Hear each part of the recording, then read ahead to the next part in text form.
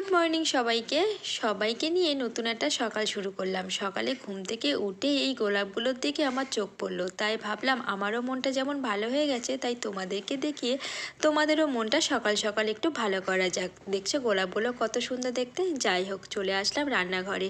রান্নাঘরটার গ্যাসটা আগে মুছে নিলাম। গ্যাসটার কি অবস্থা তোমরা দেখতেই পাচ্ছ।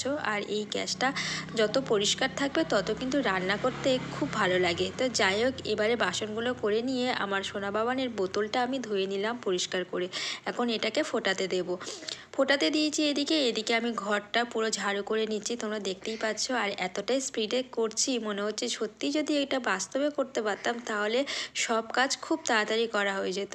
তো যাই হোক, ঘরটারগুলো আমি এবার ঝাড়ু করে নিলাম। এবার আমি মোছা লাগাবো এক এক করে। আমার ঘর, বারান্দা, দুটো ঘর, রান্নাঘর সমস্ত সবগুলোকে মোছা লাগিয়ে তারপরে চলে যাব আমি ছাদে।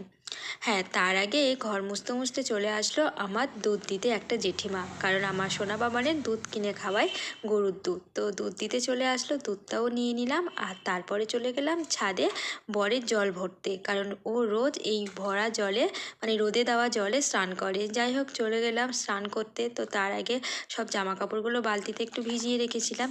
স্নান টান করে চলে আসলাম। আর কেমন লাগছে দেখো স্নান করার পর। এইবার দেখো কেমন লাগছে, তোমরা কিন্তু অবশ্যই কমেন্টে জানিও।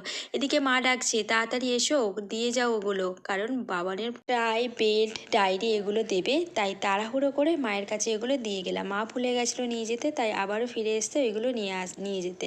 যাই হোক, তারপরে চলে আসলাম ছাদে এসে জামা কাপড়গুলো মেলে দিলাম। আর এরপরে চলে যাব পুজো দিতে। আর আমার ঘরটা, মানে ঠাকুর ঘরটার কি অবস্থা তোমরা দেখতে পাচ্ছ। তো যাই হোক, ঠাকুর ঘরটার মুছে টুচে পুজো টুজো দিয়ে এখন প্রদীপ ধরাচ্ছি। তো আমার এরকম ছোট ছোট মিনি ব্লগ তোমাদের কেমন লাগে অবশ্যই কিন্তু কমেন্ট করো।